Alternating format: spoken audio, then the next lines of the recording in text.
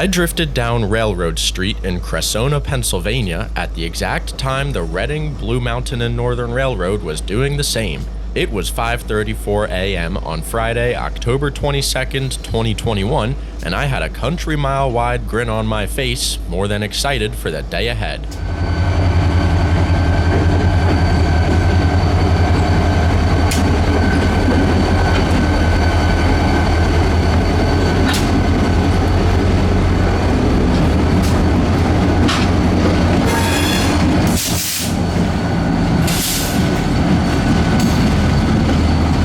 Train PNWC, Port Clinton to West Cressona, was pulling in after making an overnight round trip out of WC. From here, the reins would be handed off to the daytime crew, whose duties began with switching ops in West Cressona Yard.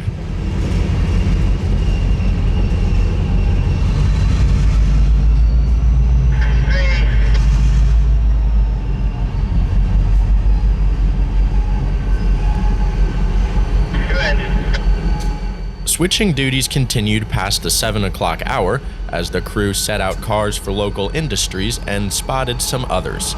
This gave me a chance to drive around and see the area in daylight, which led me to one of RNN's 2 water tankers. They're used for steam excursions, with number 2382 sitting adjacent to an impressive display of company coal hoppers. As beautiful as this string of open tops was, it didn't look like they were making much money for the railroad on this Friday morning. The West Cressona Yard sits on the railroad's Tremont branch, splitting off the main line in Port Clinton and continuing through its namesake to the end of the line at Goodspringer, PA, shooting a couple spurs into neighboring towns along the way. The Tremont branch is one of the most rarely used and documented portions of the RNN system, running through some beautifully remote landscapes, oftentimes with just as spectacular lash-ups. These characteristics naturally caught my attention, making me dead set on chasing the twice-weekly train to Goodspringer. Extensive planning and good fortune were working overtime this Friday morning, putting the Spotlight train underway just as the sun was coming up.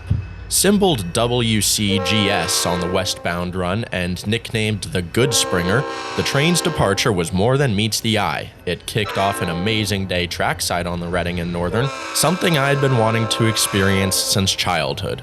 I was beyond thrilled.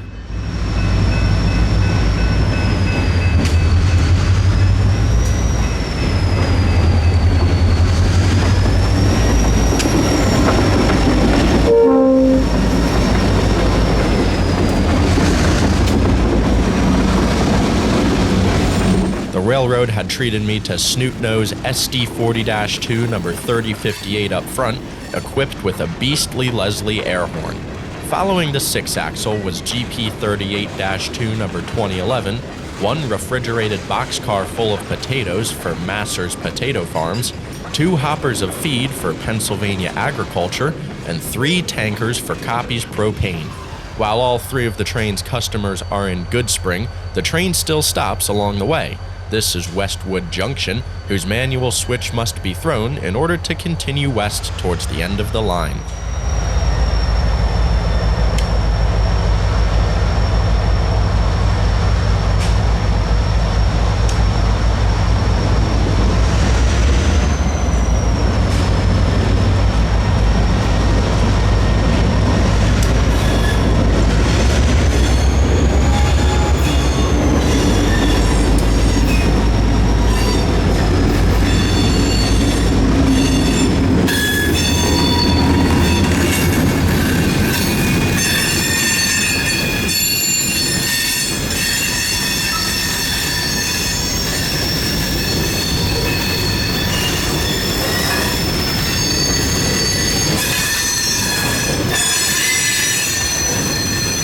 I've had eyes for the Reading and Northern for quite some time, and was over the moon to finally be on the property. The Goodspringer was at the top of my list when planning this trip, and I was proud to have found the elusive train, seen easing through the morning dew and past some of my first fall colors. Few things make me happier than railfan road trips, exploring new areas, chasing new trains, all on my own time. That fulfillment is only heightened by the fact that my 23-year-old Jeep made the trip with me, as both of us landed in the quiet town of Tremont ahead of WCGS. The train was squeezing through the mountains and then out in the open as it shattered the morning peace in the Anthracite region. Reading and Northern rosters a wide variety of eclectic EMDs, among which my most wanted was a Snoot-Nose SD40-2. 3058 is one of only 2 RNN snoots, so finding it on the point of none other than the Goodspringer was a treat and a half.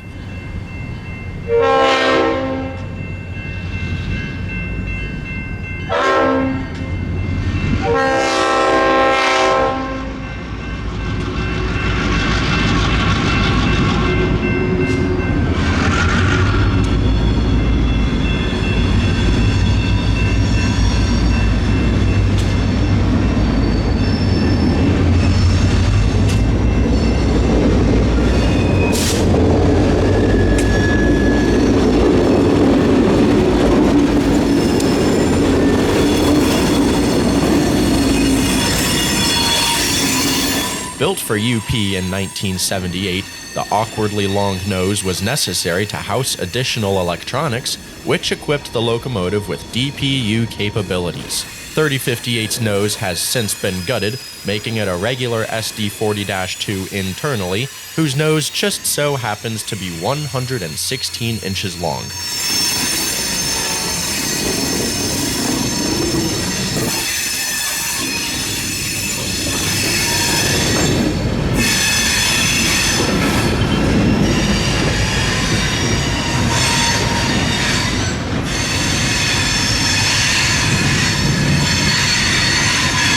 The rural setting that the Goodspringer inhabits rarely crosses paths with public roads, but the neighboring towns of Tremont and Donaldson offer 2 roll-by opportunities within a mere mile and a half. I wasn't expecting to beat the train here, but capitalized nonetheless.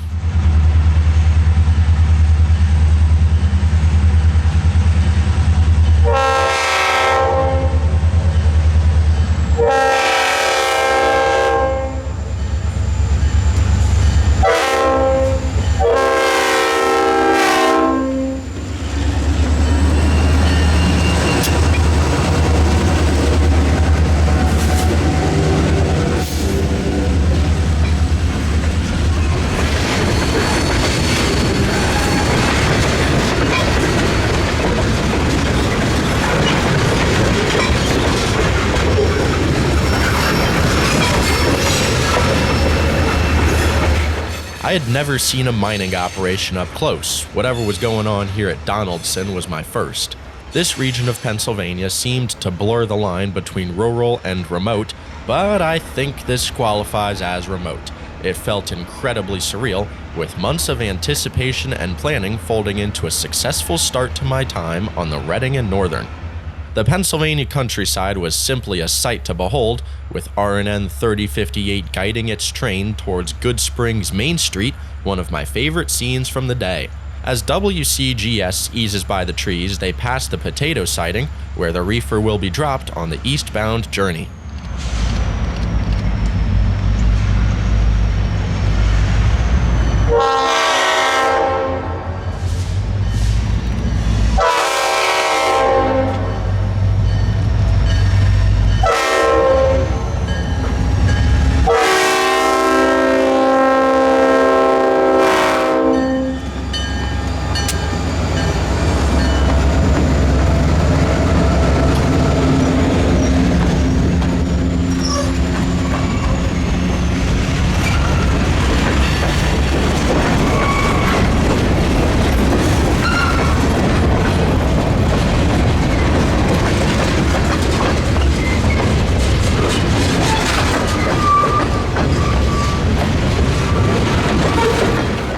Main Street is about 3/4 a mile away from the Goodspringer's final destination, the end of the line at Copies Propane. Work here would continue for another 45 minutes, which included spotting the propane distributor and assembling the train for the eastbound run.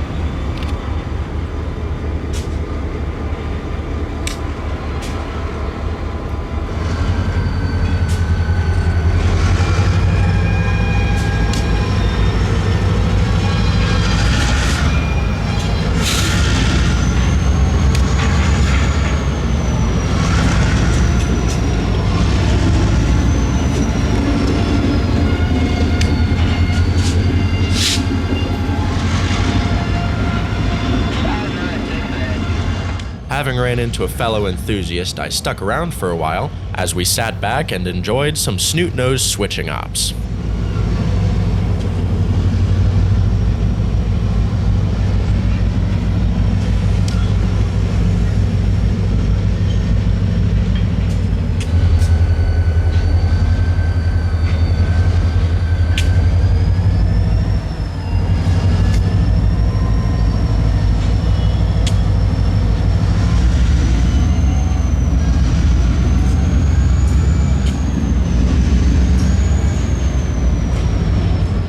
Luckily for us, today's Goodspringer was long enough to warrant a move across West Center Street. This was done in order to clear a turnout at copies, as the crew has their operation down to a science.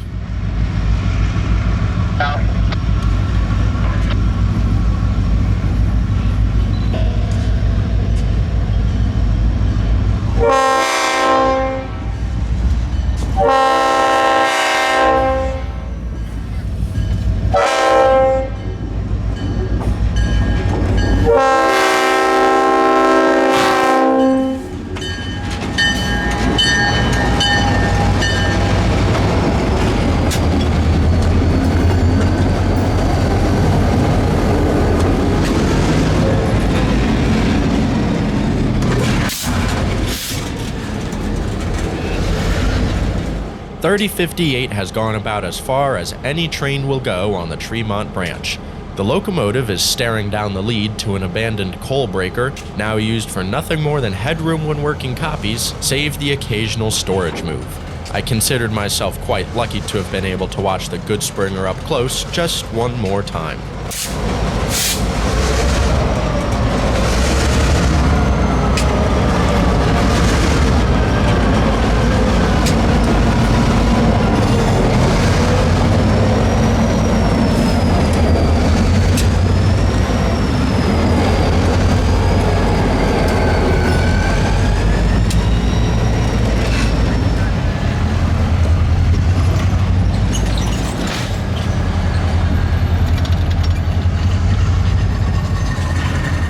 The crew of WCGS was now done with their work at copies, and I still had plenty more trains I wanted to see. With that in mind, I bid farewell to my new friend and the Goodspringer, and got underway to my next location. I was more than happy with how my morning was going thus far, and found myself moving north to the Reading and Northern's M&S branch.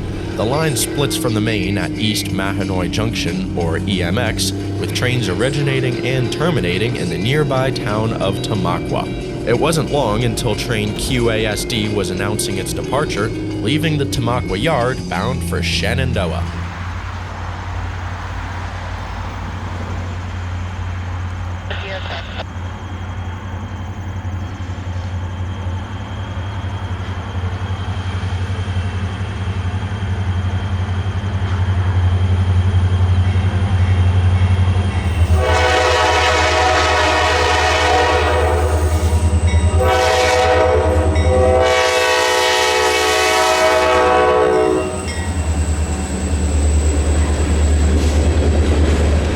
This wasn't the branch line action I was here for just quite yet. QASD is still occupying the main between Tamaqua and East Mahanoy Junction. Luckily, a new frog had just been installed at the EMX turnout, for which the Shenandoah train had to roll over slowly under the watchful eyes of RNN's track team. This allowed me to move down the M&S to an S-curve framed beautifully by a fall foliage tunnel. I was thrilled yet again.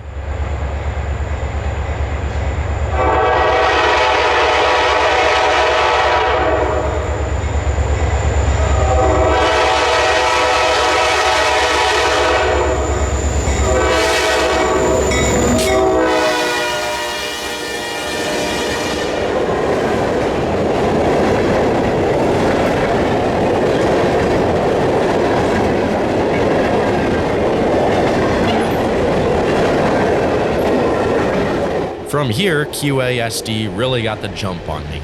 I had to go up and over Buck Mountain while the local tunneled right through it. Thankfully, my efforts were not in vain, as QASD was put into a passing sighting for yet another R&N freight. This is the eastbound mountain job, or train MCQA, operating weekdays from Tamaqua to Mount Carmel and return.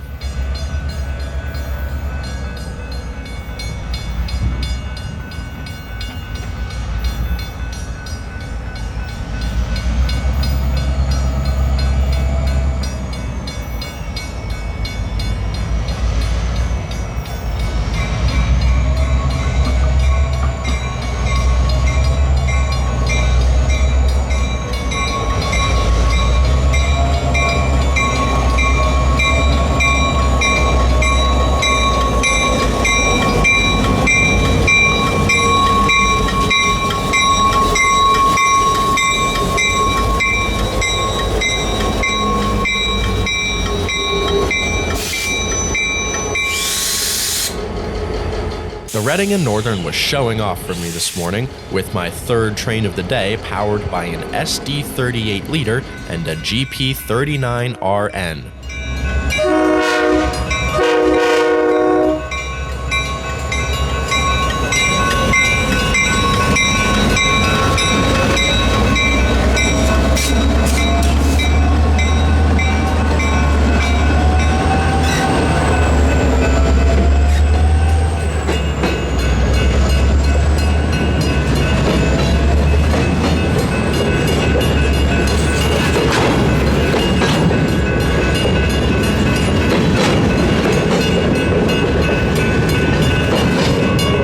The mountain job was to drop its 5 center beams with the Shenandoah train, prompting me to relocate for another roll-by, and that meant driving by the behemoth Gilberton coal yard. While I got a glimpse of a similar operation back in Donaldson, I had now found myself up close and personal with a much larger one. This is Blashack Coal Company's Gilberton mine, complete with giant dump trucks coming down the mountain full of anthracite, loaded onto truck or train, and off to their destination. On the east side of Gilberton sits Mahanoy City, where I found an empty lot by the tracks, perfect for waiting on the mountain job. As much as I love short lines, the mountains, and railfan road trips, I was particularly excited for this scene. It was the first occasion I'd seen either locomotive model, an SD38 with a GP30 trailing on a Reading and Northern branch line. What more could I ask for?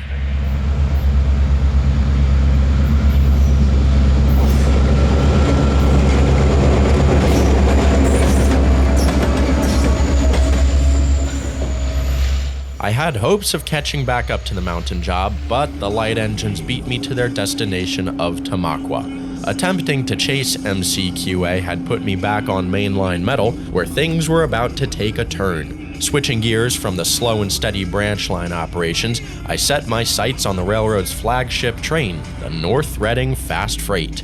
NRFF runs 6 days a week across the entirety of the RNN mainline, departing North Reading Yard at 2:14 p.m. and making a beeline for Coxton Yard in Pittston. As I made my way towards North Reading in preparation for the chase, I noticed the NRFF already had a high green at Control Point Muller. The train hadn't even left yet and already controlled the main line. A short jog north from Muller, and I found Lowland Road, where I was soon to be treated to the famous NRFF.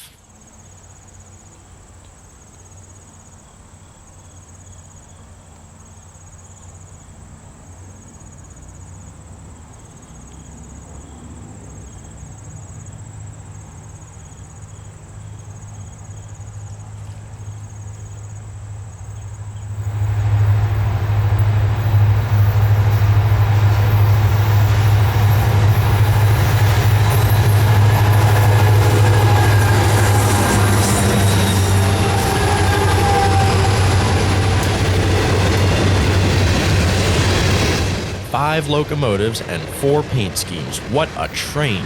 This is quintessential Reading and Northern, and I was all over it. The North Reading Fast Freight is the only freight train I know of that adheres to a minute-by-minute timetable, part of the reason the RNN is known for its superior customer service. Today's train was a beast, running at 44 cars due to the last-minute cancellation of the previous day's Fast Freight. I believe the entirety of NRFF comes off Norfolk Southern and Reading, with most, if not all, cars destined for online customers near Pittston. Getting ahead of NRFF wasn't an easy task, but my luck had not run out. Even with 4 of the train's 5 EMDs under power, the mountainous profile of the railroad meant that maintaining speed was much easier said than done. While I didn't have too much time to play with, I'm almost positive the scene here at Molina would have gone uncaptured had the fast freight been traveling with a lighter load.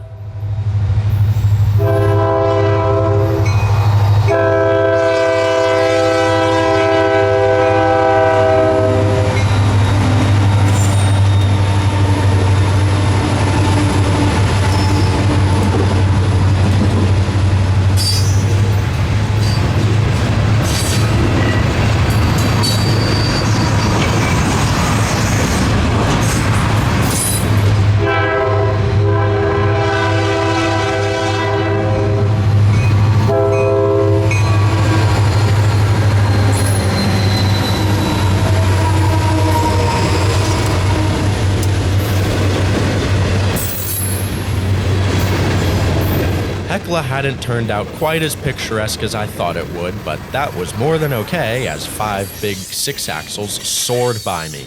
I didn't stick around here too long as I wanted more than enough time to spare at the pinnacle of NRFF locations.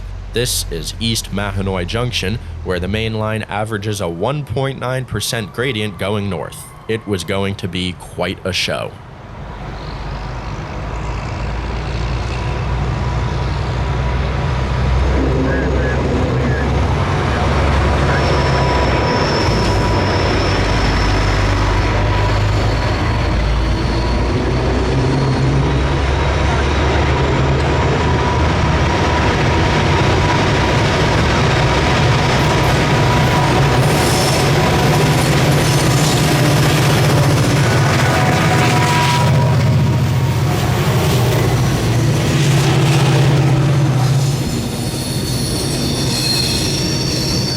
Few things on this planet compare to the sensory overload experienced as 4 EMDs thrash a 44-car train along RBMN's ruling grade here at EMX. The engineer must have been having an absolute blast. I know I was. Today's train had a stellar set of locomotives, with SD50-2 number 5021 up front, still wearing its patched CSX colors. In the second slot is number 3058, the only other snoot nose on the railroad. 5018 wears a 2-of-a-kind fast freight scheme designed for service on the NRFF. 5017 is one of 3 remaining straight-up SD50s, and 5049 is one of only 2 active SD50Ms on the property. On top of all that, the latter 2 engines still wear their original green and gray scheme, exclusively applied to the big 50s. While 5017 was online, the green and grays are getting ferried from North Reading to Pittston in order to lead a special section of the NRFF the following day. Due to RNN's fall foliage excursions on weekends, the northbound fast freight does not operate as its timetable would directly conflict with the passenger runs. There is still freight to be moved out of Pittston, which means that train PINR to North Reading follows the excursions south, and it's my guess that the 2 original SD50s will be providing the muscle. All in all, the railroad had put 1 3-of-a-kind and 4 2-of-a-kind locomotives on today's train, and I was simply stunned by the outcome. Speaking of stunning, I was now about 20 miles up the line from EMX and happily waiting for NRFF to snake through the Lehigh Gorge State Park. The road eventually turns into a bike trail, which parallels the Reading and Northern through the gorge. This location also provides one of the most amazing trackside rock cuts I could have imagined, known as Glenonoco. I'm not sure who Glenn is, but I bet he's happy a location like this is named after him. It was quite an amazing scene to watch NRFF traverse.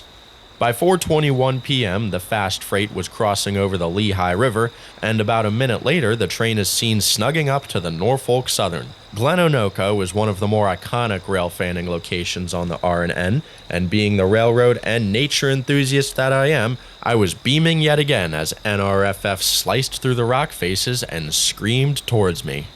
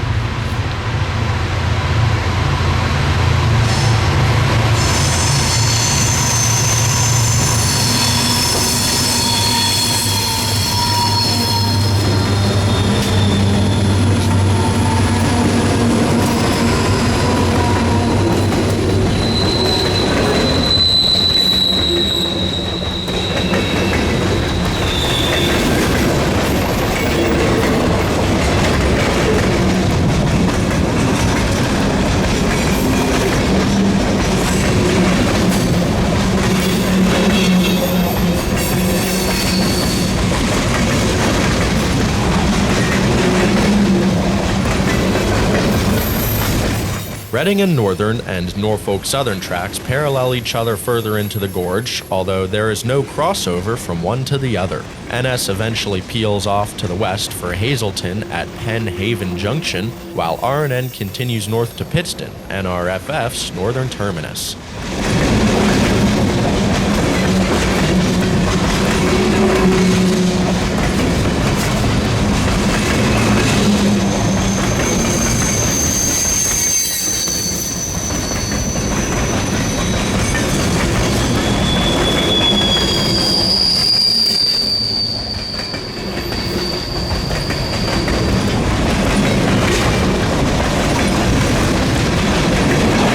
Glenonoco was the final spot I would watch the fast freight train at, as the gorge is inaccessible and I wanted to keep exploring some RNN operations. I knew there was a local on duty in Hazelton about 18 miles away and decided to check it out. This is train WHHB, the local job that builds the West Hazelton fast freight. They had tied up just as I arrived, however, and knowing there wasn't much else going on, I went for dinner in Tamaqua. I ate trackside at the Tamaqua Station restaurant, where I was treated to an approach medium signal aspect. The lights stayed lit for another 2.5 hours, until eventually my wait was rewarded with the Southbound NRFF. The lineup had been shuffled up in Pittston, putting the 3056 up front, giving me both snoot-nosed leaders in just one day.